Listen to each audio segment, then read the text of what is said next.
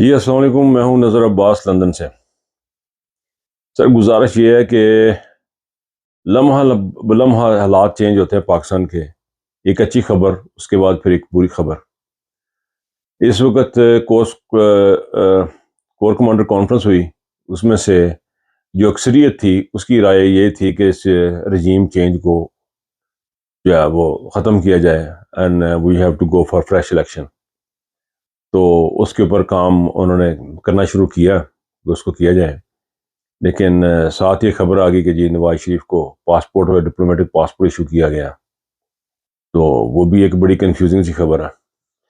لیکن میرا پوائنٹ جو ہے نا، میری توجہ اس طرف ہے جو بڑی انیوژول دو چیزیں ہوئی ہیں۔ ایک تو یہ کہ پرویز رشید صاحب کی ویڈیو ایک لیک کی گئی، اور وہ نواز شریف کے اور ان کی فیملی کے بہت ہی کلوز آدمی ہیں، بہت ہی کلوز، اور اس کے ساتھ ہی عرشد شریف کی رپورٹ لیک کی گئی تھرو میڈیا، ایک میڈیا اینکر کو دی گئی کہ تم اس کو چلاؤ۔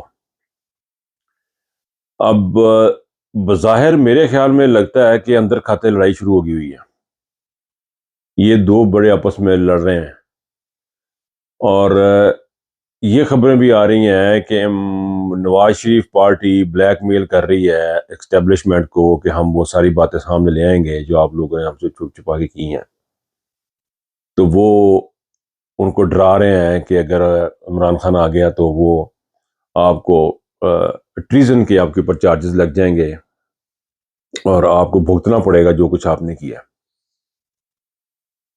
یہ چیزیں جو ہیں یہ بڑا خوف و ہراس پیدا کر رہی ہیں پاکستان کے اندر، بہت زیادہ خوف و ہراس پیدا کر رہا ہے۔ اس کے بعد یہ میجر جنرل فیصل اور بریگیڈیئر فہیم، ان کی جو ہسٹری ہے وہ اتنی اچھی نہیں ہے، ان کو ہٹا دیتے تو زیادہ اچھا تھا، کیونکہ ابھی تھوڑے دن پہلے آئی ایس آئی کے چیف اور D G I S P R کہہ کے گئے ہیں کہ ہم تو نیوٹرل ہیں جی، اور ہم نیوٹرل ہی رہیں گے، بلکہ D G I S I نے کہا کہ آگے 15-20 سال تک جو قیادت آ رہی ہے وہ بھی نیوٹرل ہی رہنی ہے۔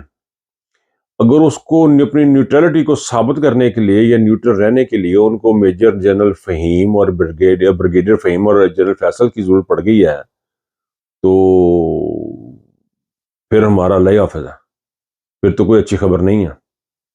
اور ایک بات جو ہے نا، یہ قوم کو سمجھنے کی بڑی ضرورت ہے، ایک بڑا خاص پوائنٹ ہے کہ کبھی آپ نے مارشل لا کے دور میں ایسا دیکھا کہ مارشل لا کے دور میں انہوں نے اس قسم کے ضیاء اللہ کے دور میں کوڑے پڑا کرتے تھے لوگوں کو، اور ان کو اسپیکر ان کے مائک کے آگے رکھ دیتے تھے، ان کے منہ کے آگے رکھتے تھے، وہ چیخیں مارتے تھے اور لوگوں کو مجموعوں کو سنایا جاتا تھا۔ پبلک ایگزیکیوشن ہوتی تھی، ڈر خوف ہراس پھیلانے کے لیے کہ لوگ ڈرے رہیں، سہمے رہیں، ان کی کوئی وہ آواز نہ نکال سکیں، اس کے لیے وہ ٹیکٹکس کیا کرتے تھے۔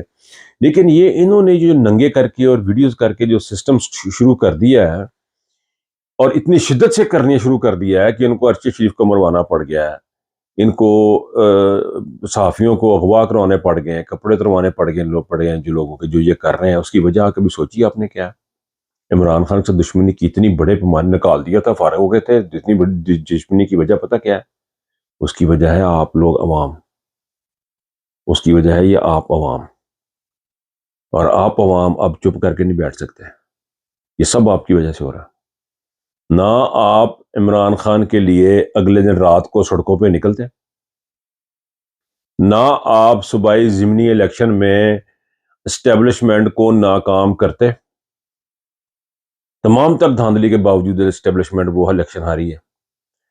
پھر انہوں نے نیشنل اسمبلی کے الیکشن کرائے اور عمران خان کو پھر تمام تر دھاندلی اور جعلی ووٹوں کے باوجود پاکستان کی عوام نے دوبارہ سے عمران خان کو منتخب کیا اور ثابت کیا کہ 11 پارٹیاں ایک طرف، ایک عمران خان اکیلا ایک طرف وہ لے کے چل رہا ہے۔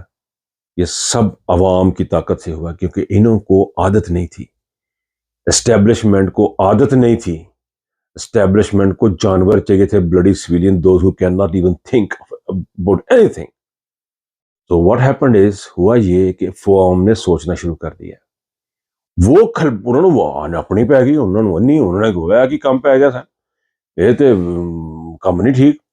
So what they have done, وہ اب وہ خوف و ہراس پھیلانے کے لیے پاکستان میں خوف و ہراس پھیلانے کے لیے سارے اقدامات کر رہے ہیں، لوگوں کے کپڑے اتارنے، ان کو ٹارچر کرنے، دھمکیاں دینی، قتل و غارت کرنی۔ وہ اتنے کے گھبرا گئے ہیں کہ جو کام انہوں نے نہیں تھے کرنے، جو وہ ٹیررسٹ کے ساتھ افغانستان کے بارڈر پہ کیا کرتے تھے، وہ سارے کے سارے دہشت گردوں کے ساتھ جو کام کیا کرتے تھے، وہ پاکستان کی عوام کے ساتھ اور امپورٹڈ جو پاکستان کے اوورسیز پاکستانی پاکستان میں جا کے رہ کے قوم کی خدمت کرنا چاہ رہے تھے، وہ ان لوگوں کے ساتھ ہونا شروع کر دیے ہیں، اور اس کا کسی کو فائدہ نہیں ہو رہا۔ اس کا سر کسی کو کوئی فائدہ نہیں ہو رہا، اس کا الٹا نقصان ہو رہا ہے۔ اور نقصان کس کا ہو رہا ہے سب سے زیادہ؟ وہ ہو رہا ہے پاکستان کی فوج کا، پاکستان کی اسٹیبلشمنٹ کا، اور اس کے اوپر کسی کا دھیان نہیں ہے۔ ہوا یہ ہے کہ ان کو اپنی طاقت کا پتہ لگ گیا ہے کہ یہ روزانہ ایکسپوز ہوتے ہیں، روزانہ گندے ہوتے ہیں، اس پہ انہوں نے یہ کرنا شروع کر دیا، یہ کام نیا شروع کیا ہوا۔